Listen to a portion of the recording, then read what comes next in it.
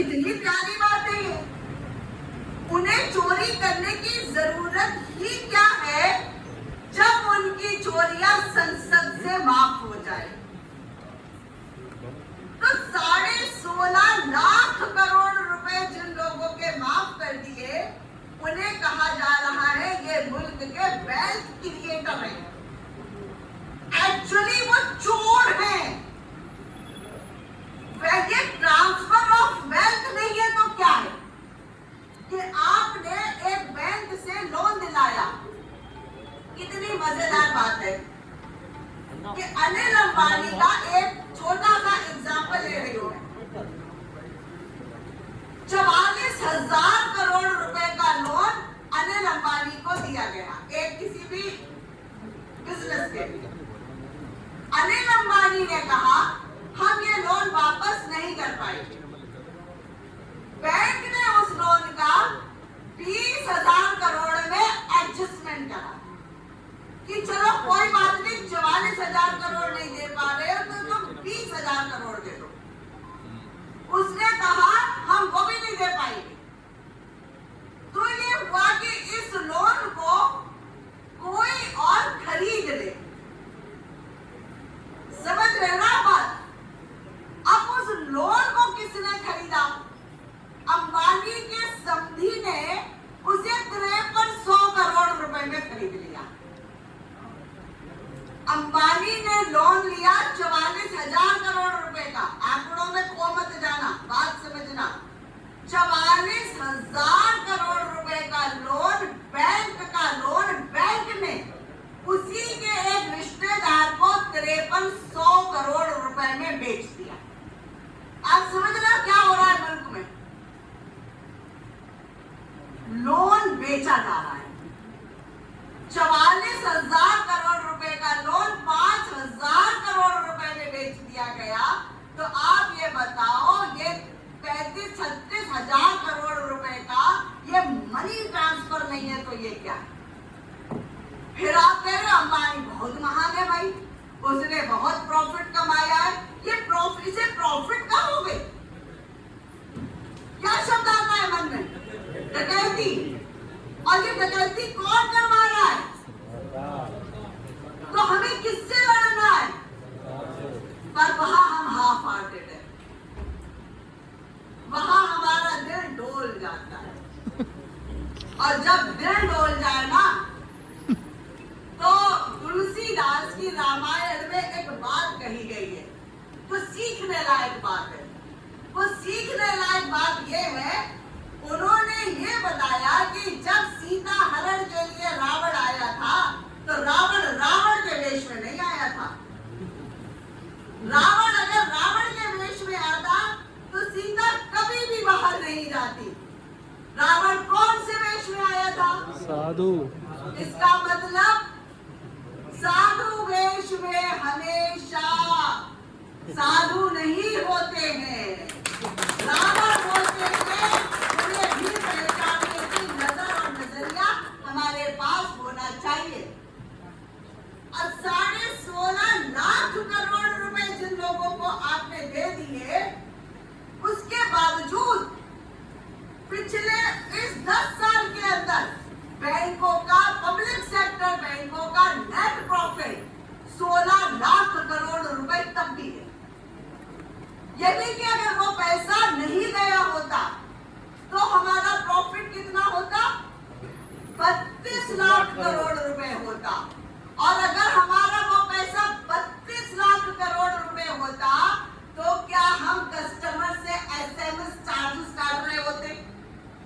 क्या हम कस्टमर से मिनिमम बैलेंस ना रखने के पैसे काट रहे होते? तो क्या हम कस्टमर से पासबुक, चेकबुक के पैसे काट रहे होते? उसका नाम सही कराने के पैसे मांग रहे होते? क्या हम ये सब कर रहे होते? और तब क्या हमारे बैंक में केवल 2 या 4 लोग दिख रहे होते? तो ये कैजुअलिटी है, ये फाइनेंशियल कैजुअलिटी है बैंक के साथ कि 2 तरह से हमारे ऊपर एक हमला हो रहा है। और मैं तो रिपीट करना चाहूंगी ये बात। एक बार मैंने शायद सेंट्रल बैंक की स्ट्राइक किया क्या था, उसमें भी कही थी ये बात कि काशी विश्वनाथ के कॉरिडोर का उद्घाटन करने हमारे प्रधानमंत्री गए थे, उन्होंने ये कहा था कि जब भी कभी औरंगजेब हमारे मंदिरों को तोड़ेगा, हम उसके खिलाफ शिवाजी की तरह उठ के खड़े होंगे। तो हम भी आज इस राष्ट्रीयकरण के इस संयुक्त आंदोलन के द्वारा उनको भी ये बताना चाहते हैं कि केवल काशी विश्वनाथ का मंदिर मंदिर नहीं है हमारे लिए, हमारा हर बैंक, हर सरकारी स्कूल, हर अस्पताल, हर बीमा का दफ्तर, हमारा रेल का दफ्तर, ये सब हमारे मंदिर। और इन्हें भी तोड़ने के लिए जो औरंगजेब बनकर आएगा, हम सब शिवाजी बनेंगे और हम सब मानने का दम रखते हैं। आज कोरोना के समय में एक तोहफा मिला था देश को। क्या तोहफा था वो? अग्निवीर। अग्निवीर था ना, कि सेना में 4 साल की नौकरी। अभी अगला तोहफा मिला है। मुझे नहीं पता आप में से कितने लोगों ने देखा है या नहीं देखा है, लेकिन इसी महीने Punjab national bank, UCO bank और सेंट्रल बैंक, अभी रविंद्र जी बता रहे थे उनकी बेटी कैनरा बैंक में लग गई, लेकिन रविंद्र जी अब 3 बैंकों ने 1 साल की नौकरी का नोटिफिकेशन निकाला है। 1 साल की नौकरी और तनख्वाह कितनी निकाली है? 15,000। एक परमानेंट एम्प्लॉय, जब आपकी बेटी या कोई भी बच्चा हमारा क्लरिकल में गया होगा, 24,700 से बेसिक स्टार्ट है आपकी, है। अब वो 15,000 की तनख्वाह अगर सरकारी बैंक देगा, तो प्राइवेट बैंक क्या 5 से 7,000 से ज्यादा की तनख्वाह नहीं देगा। चुनौती ये भी है हमारे आगे कि अगर लोगों के पास 5, 10, 15,000 रुपए कमाएंगे, तो ये बताओ बैंक में खाता खोलने कौन आएगा? किस बात के लिए आदमी बैंक आएगा और उसकी आमदनी नहीं होगी? किस बात के लिए आएगा? तो लोगों के आमदनी को बचाना बैंक के आंदोलन की जरूरत है। क्या हुआ है? आप कुछ भी आंकड़े बचाओ, बनाओ, बताओ, उससे कोई फर्क नहीं पड़ता, लेकिन आजादी के बाद से अब तक की सबसे कम घरेलू बचत पिछले 1 साल में आई है साहब। Domestic saving lowest in the free India. लोगों के बीच में असमानता, आजादी से पहले इतनी असमानता नहीं थी।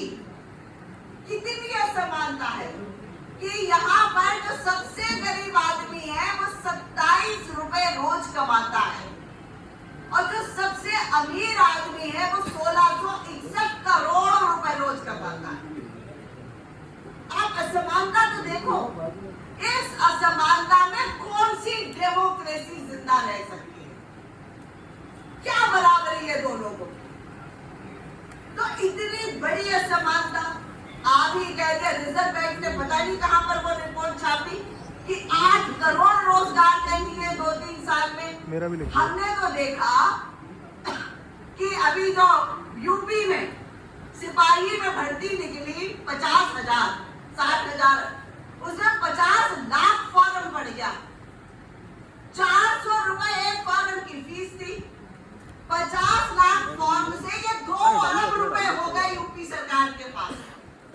अब इस 2 अरब रुपए का फिर आपने पर्चा लीक करा दिया, तो अब नौकरी भी नहीं देनी है। 2 अरब रुपए की नगद कमाई है फ्री में। हो गई नहीं हो गई? हर पर्चा 24 लाख फॉर्म भरा गया एसएससी के लिए। अब आप उसके भी पैसे निकाल लो, आप हर चीज के पैसे निकाल लो। और अभी परसों की बात है, मुंबई में एक एयर इंडिया ने 3 साल की कॉन्ट्रैक्चुअल वैकेंसी निकाली थी 1800, और वो 50,000 से ज्यादा लड़की पहुंच गए। गुजरात मॉडल भी देख लेना यूट्यूब पे। क्या कहती है। तो अभी पिछले हफ्ते एक कंपनी ने 25 वैकेंसी निकाल दी और वहां लाखों आदमी का जमघट वहां पैदा हो गया। तो बैंक का राष्ट्रीयकरण बनाते समय आपको ये सोचना पड़ेगा कि ये लाखों लोग आपके अकाउंट होल्डर कैसे बनेंगे अगर उन पे कुछ होगा नहीं तो। और अगर दिन पर दिन आपके अकाउंट्स खत्म होते चले जाएंगे तो बैंक किस लिए रहेंगे, बैंक किसके होंगे, क्या करेंगे वो। आप रिक्रूटमेंट की डिमांड कैसे करोगे अगर आपके नए अकाउंट्स नहीं खुलेंगे। आप कैसे अपने एक्सपेंशन की कॉल आवाज दोगे अगर आपके अकाउंट्स नहीं, नए अकाउंट्स नहीं खुलेंगे। जिस पेड़ में नए पत्ते नहीं आते हैं वो पेड़ मर जाता है। तो चाहे वो हमारे नए अकाउंट्स हो या हमारे नए लोग हो। और ये सरकार करना क्या चाहती है, ये सरकार आप देखना इस बजट में और तमाम राज्यों में भी आप देखना तरह तरह की स्कीम लाई जाएगी। किसानों को 6,000 रुपए साथ, फलानों को 2,000 रुपए महीना, उसे 1,000 रुपए महीना कैश ट्रांसफर की एक पॉलिसी चलेगी। गांव से लेकर शहरों तक बेरोजगार युवा महिला सबको लपेट लेंगे उसमें। ये लिख कर रख लो इस बात को कि ये सरकार आपको लाभार्थी बनाना चाहती है, ये कर्मचारी नहीं बनाना चाहती। ये आपको तनख्वाह नहीं देना चाहती है, ये पेंशन नहीं देना चाहती है। ये हमें एक खैरात लेने वाले इंसानों की जमात में तब्दील करना चाहती है। और अभी एक रिपोर्ट और आई है कि भारत दुनिया में सबसे कम मजदूरी पे काम बनाने वाला मुल्क पूरी दुनिया में बन चुका है। आप देखो TCS, इन्फोसिस, ये सब जो लंबे चौड़े बड़े बड़े नाम हैं, इन सबके पैकेज देखो ना। आपके बैंक का एक पैकेज में उनके 3 पैकेज समा जाते हैं। 1.5 लाख रुपए, 1,80,000 का पैकेज इन्फोसिस में मिलना है। तो ये सब तमाम परिस्थितियों को हमें समग्रता में समझना पड़ेगा। और थोड़ी राहत की बात है, हम लोगों को भी थोड़ी राहत है कि हाँ इस चुनाव में हम कुछ कर सके, लेकिन किसी मुकाबले में नहीं रहना चाहिए। अगर किसी को जब ये लगता है कि पता नहीं वो ज्यादा दिन रह पाएगा या नहीं रह पाएगा, तो कई बार वो बहुत तेजी से भी काम करता है कि कल हो ना हो उसके लिए भी तो है। तो अगर ये बजट हो सकता है ये निजीकरण की सुनामी लेकर हो सकता है, तो उन सारी बातों के लिए हमें तैयार रहना चाहिए। और हम लोग किसी पार्टी या किसी व्यक्ति की बात नहीं करते, हमारा करते हैं, ऐसा नहीं है कि बिल्कुल नहीं करते, कि जिस समय पर जो पार्टी और जिसका विचार हमारे खिलाफ जा रहा है हम तब उसके खिलाफ खड़े होंगे। और जब किसी का विचार हमारे साथ जा रहा है तब हम उसके साथ भी खड़े होंगे। हो सकता है कि उनका अतीत किसी का कुछ और रहा हो, किसी का अतीत कुछ और रहा हो। 50 साल 60 साल पहले किसने क्या किया था ये मायने नहीं रखता है। बात ये है वो आज जो बात कह रहा है, अगर हमें वो बात हमारे पक्ष में है तो हमें उस बात के साथ आज खड़ा होना चाहिए। ये जो चुनाव है इसने हमें एक ब्रीदिंग स्पेस दिया है, सांस लेने की जगह दी है, एक संघर्ष का मौका दिया है। हमें इस दौरान अपने संघर्ष को और तेज करने की जरूरत है, इसे बड़ा बनाने की जरूरत है। और इस मुकाबले में दुनिया में कोई भी हुक्मरान, हालांकि आते सब इस मुकाबले में कि वो थे, हैं और रहेंगे, पर ऐसा ना हुआ था, ना है और ना होगा। तो जो देखा जाएगा, लेकिन हमारा जो संघर्ष है वो हमें अपना संघर्ष पता होना चाहिए, अपना लक्ष्य पता होना चाहिए। और जो हम एक कसमसाहट महसूस कहते हैं कि यार कितनी बुरी स्थिति हो रही है, बच्चे पढ़ नहीं पा रहे हैं, नौकरियां नहीं मिल रही हैं, 4-4 पैसे की नौकरी मिल रही है, क्या स्थिति है, बच्चे शादी करने की स्थिति में नहीं है, उन्हें भरोसा नहीं है कि वो अपना परिवार पाल सकते हैं, बना सकते हैं, कॉन्फिडेंस नहीं है क्योंकि आमदनी का पता नहीं है, लेकिन उसके बाद भी हालात नहीं बदल रहे हैं। इसका एक ही मतलब है, हमारी राजनीतिक चेतना कुंद है, कुंद। हम राजनीति को वहां से नहीं समझते हैं जहां से राजनीति को समझा जाना चाहिए। We are emotional for the politics. हम बहुत भावुक तरीके से राजनीति को लेते हैं। जैसे वो एक गालिब का शेर है, शायद बशीर बद्र का शेर है कि इस दौरे सियासत का इतना सा फसाना है।